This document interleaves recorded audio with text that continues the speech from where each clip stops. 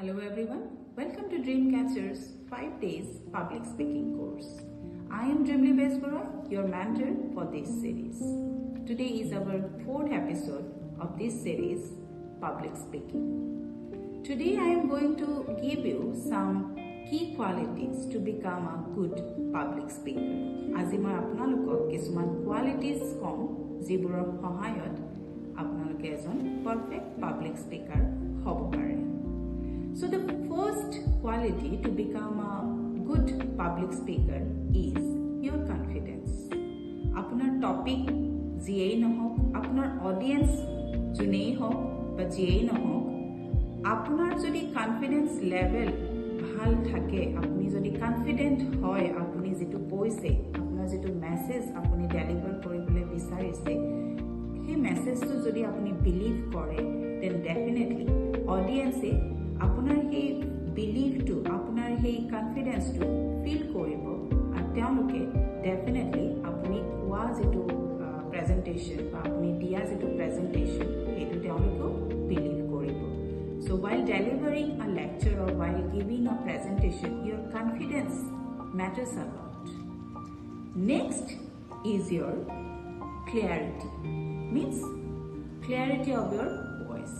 আমি প্ৰায় দেখো যে বহুত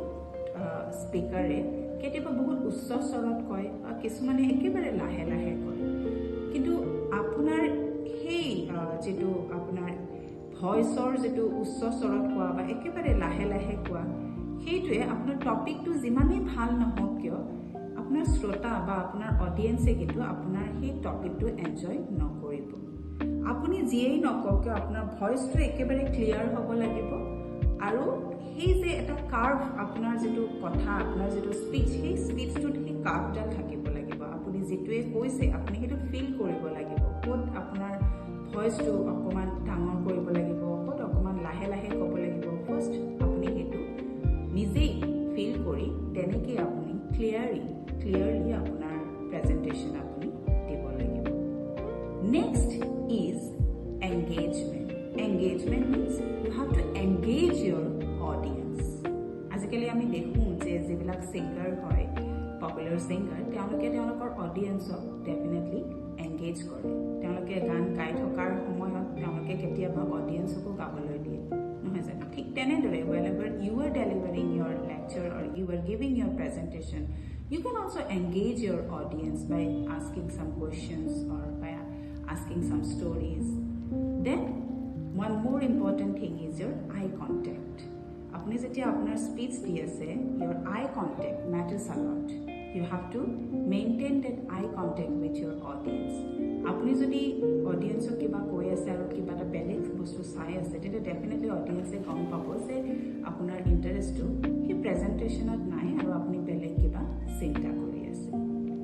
thik tene de next quality is your body language আপোনাৰ বডি ল্যাঙ্গুৱেজে আপোনাক এজন পাৱাৰফুল পাব্লিক স্পিকাৰ বনাব পাৰে যেনেকৈ আপুনি যদি থিয় হৈ লেকচাৰ দি আছে তেনেহলে আপোনাৰ যেটো পোশ্চাৰ শুড বি কাৰেক্ট আৰু আপুনি যদি বহি কিবা কৈ আছে আপোনাৰ sitting পোশ্চাৰ্স your hand gestures everything matters a lot so before giving your presentation you have to think about your body language next is your active listening that is our last quality to become a good public speaker to become a good public speaker like you have to become a good listener also before giving your lecture you have to become an active listener apni jetu presentation dise he presentation or feedback to hoda apuni lobo je শ্ৰোতাই আপোনাৰ কথাখিনি শুনি কেনেকুৱা পালে means আপোনাৰ অডিয়েন্সে আপোনাৰ লেকচাৰটো শুনি কেনেকুৱা পালে so you have to take that feedback from the audience whatever you have told next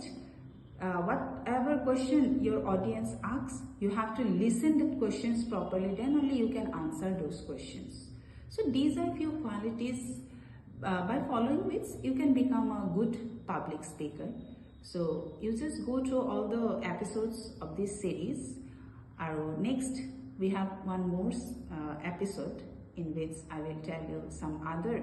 important point to become a good public speaker. Till then, thank you.